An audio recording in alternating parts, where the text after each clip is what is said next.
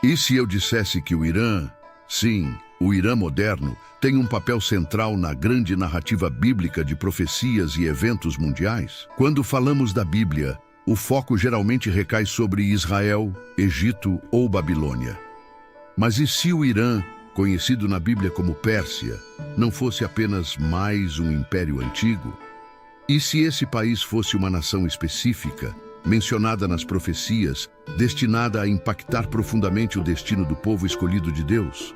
A história bíblica do Irã é muito mais fascinante do que você imagina. Desde a linhagem de Noé até o reinado de Ciro, o Grande, a história dos iranianos está interligada com momentos cruciais da Bíblia. A grande revelação é que Deus usou a Pérsia, uma nação de reis pagãos, para libertar Israel, reconstruir o templo e cumprir profecias feitas séculos antes. Neste vídeo, você vai descobrir como a Bíblia revela a origem do povo iraniano, sua ascensão ao poder e seu papel central nas visões proféticas sobre o futuro. Prepare-se, porque isso vai mudar completamente a sua visão do Irã, não apenas como um país moderno, mas como uma peça-chave no plano divino para o mundo todo. Para entender as raízes bíblicas do Irã, precisamos voltar no tempo até a história de Noé e seus descendentes. Após o grande dilúvio, os 3 filhos de Noé, Sem, Cam e Jafé, tornaram-se os ancestrais de todas as nações da terra. Em Gênesis 10, vemos que Madai, filho de Jafé, é o ancestral dos Medos, que mais tarde se uniram aos persas para formar o poderoso Império Medo-Persa. Os Medos se estabeleceram na região que hoje conhecemos como Irã, e tempos depois, os persas emergiram da mesma área, compartilhando uma origem comum. De acordo com a Bíblia, o povo iraniano descende de Jafé por meio de Madai, posicionando-o desde os primórdios da história pós-dilúvio. Essa conexão coloca o Irã como uma das mais antigas nações da genealogia bíblica, estabelecendo suas bases para um papel significativo no plano de Deus. Agora, avancemos alguns séculos. A Pérsia emerge como um império crucial na narrativa bíblica. Sob a liderança de Ciro, o Grande, os Medos e os persas formaram o primeiro Império Persa. Um império que, no auge, se estendia do rio Indo até o norte da África, abrangendo muitas das regiões bíblicas mais importantes, como Israel, Babilônia e Egito. Mas o que torna a Pérsia realmente relevante não é apenas seu tamanho ou poder militar. Sua importância está em como Deus usou este império para cumprir suas promessas ao povo de Israel. Quando o rei Nabucodonosor destruiu Jerusalém em 586 a.C., o templo foi arrasado e o povo de Judá foi levado ao exílio. Os israelitas permaneceram no cativeiro babilônico por 70 anos, conforme profetizado por Jeremias.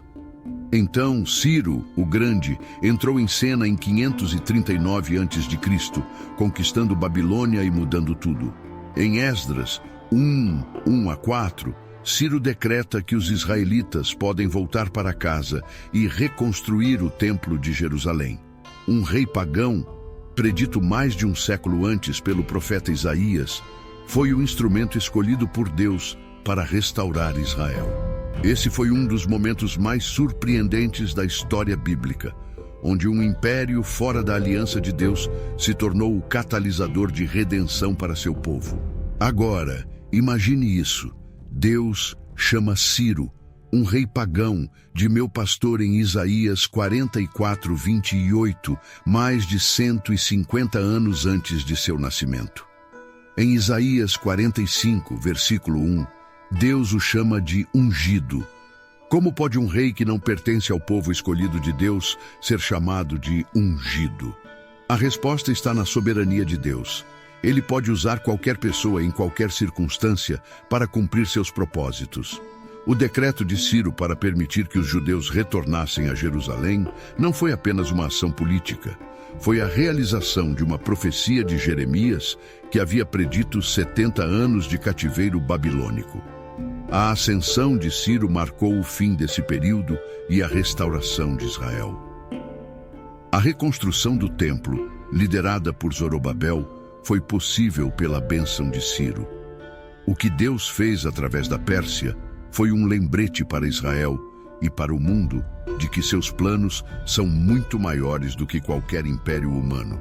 E ele pode usar até os líderes mais improváveis para realizar seu propósito divino.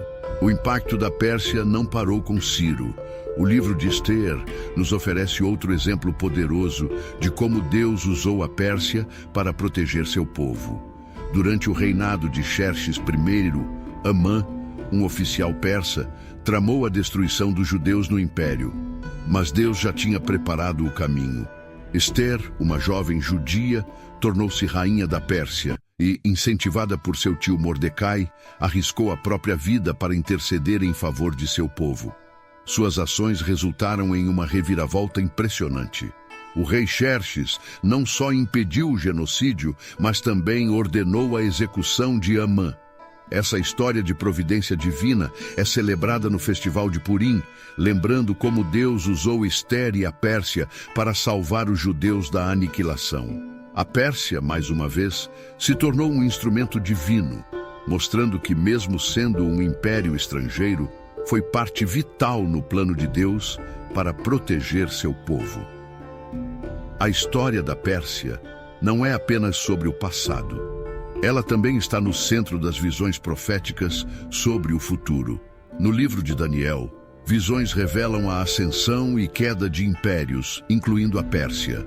Em Daniel 2, o rei Nabucodonosor tem um sonho de uma estátua, onde o peito e braços de prata representam o Império Medo-Persa, que sucederia a Babilônia.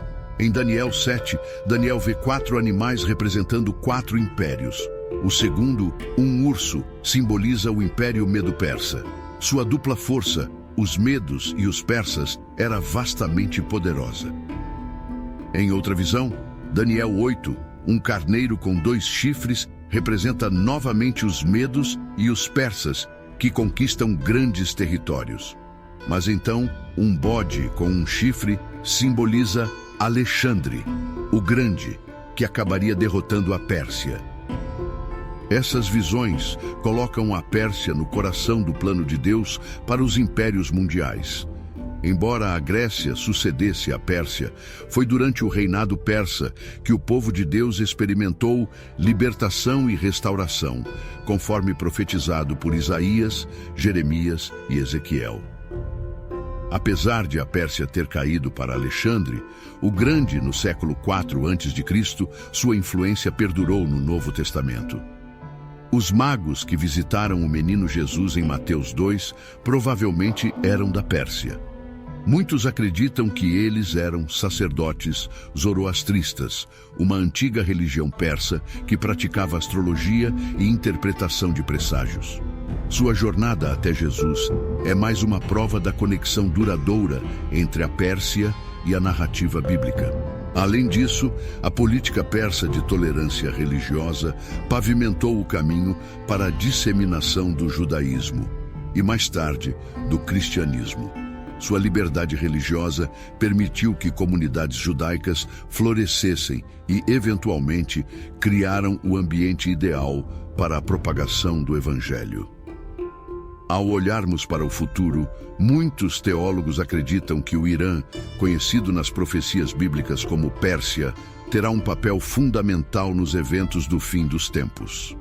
Ezequiel 38:39 fala de uma coalizão de nações, incluindo a Pérsia, que se levantará contra Israel nos últimos dias, na guerra de Gog e Magog. Isso sugere que o Irã continuará a desempenhar um papel espiritual significativo na região. Além disso, as profecias de Daniel sobre a ascensão e queda de impérios nos lembram que nenhum império está fora do controle de Deus.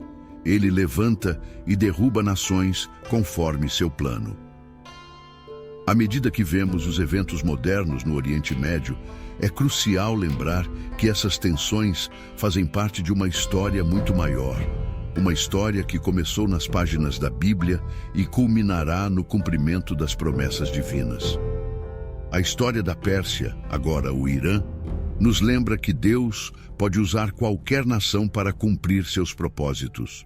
Sua influência continua a moldar o cenário mundial e nos aponta para o desfecho final do plano de Deus para a humanidade.